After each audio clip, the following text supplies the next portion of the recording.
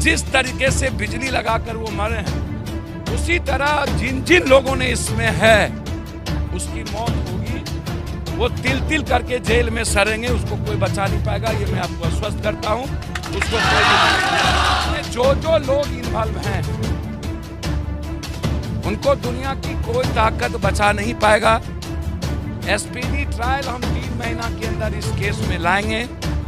हर परिस्थितियों में बच्ची के न्याय के लिए एक पिता की तरह मैं कोशिश करूंगा उस बेटी को नौकरी मिले। ऐसी बेटी जो न्याय के लिए इस उम्र में भी अपनी जिंदगी की परवाह किए बगैर अपने रिश्ते को महसूस किया है, तो इसके लिए हम अपनी बेटी से कम नहीं करेंगे, ये भरोसा रखिएगा।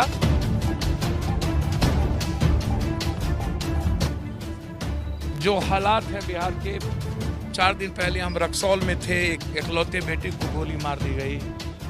उसके पहले हम पुनपुन में थे, और आज मैं यहाँ के बाद खगड़िया जा रहा हूँ कि जहाँ एक दबंगों ने गरीब आदमी को पैसे मांगने के चलते मारते मारते मार दिया, जिसका एक भी बच्चा नहीं बचा।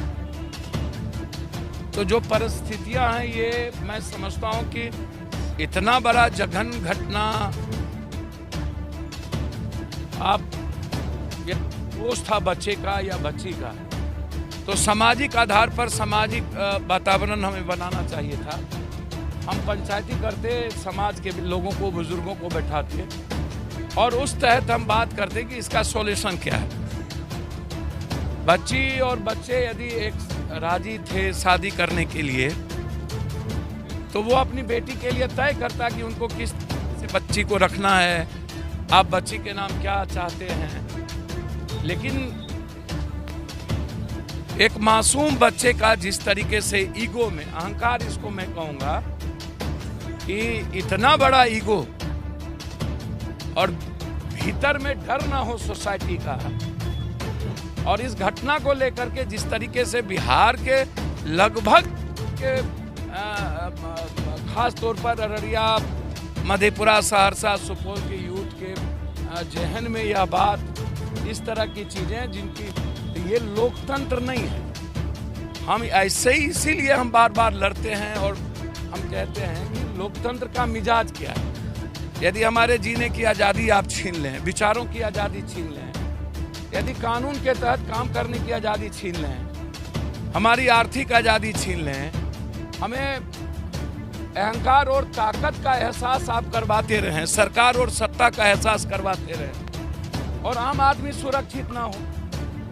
थाना पदाधिकारी को तो कोई मतलब है नहीं, वो तो जमीन, बालू, शराब, ड्रग्स, इनमें लगे हुए हैं। उनको तो टारगेट पूरा करना है, 20 लाख 40 लाख पहुंचाना है ऊपर। इन नेताओं की नक्सेस होती है, हिम्मत नहीं होता है इन सब नेताओं को वोट और सियासत के चलते कि अपराधी और माफिया और समाज में ऐसे चीजों का विरोध करें। मैं सिर्फ 2 बात कह के जाता हूं। इस केस में किसी भी कीमत पर, याद होगा आपको, मैं वीरनगर आया था और वीरनगर में मैंने कहा था वो पताल में भी होगा तो उसको जिंदा या मुर्दा में निकालो। बलात्कार की घटना में हम आए थे। एसपीडी ट्रायल मैंने उसकी करवाई, डिस्ट्रिक्ट जज साहब से बातचीत हुआ, हाईकोर्ट में मैंने डाला।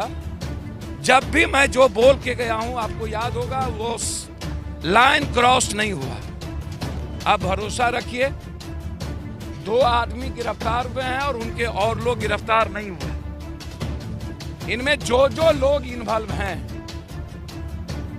उनको दुनिया की कोई ताकत बचा नहीं पाएगा।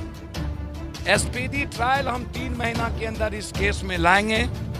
हर परिस्थितियों में बच्ची के न्याय के लिए एक पिता की तरह मैं कोशिश करूंगा उस बेटी को नौकरी मिले। मैं आज से ही प्रयासरत रहूंगा।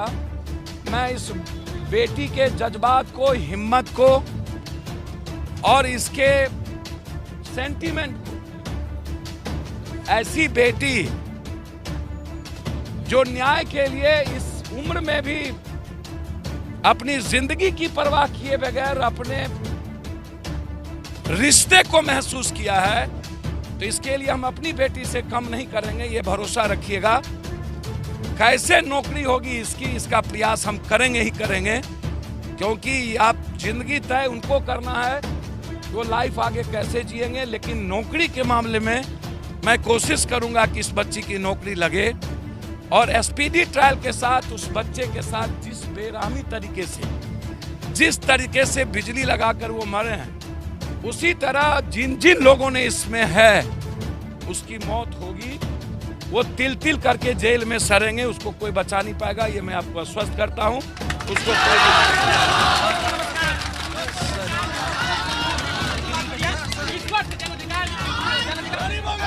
सर आपने आश्वस्त सर किसी भी कीमत पर कब नहीं मिली, कब पप्पू यादव बोला है नहीं मिली है। कौन ऐसी घटना है जिसमें पप्पू यादव आया और न्याय ना मिली? इस बात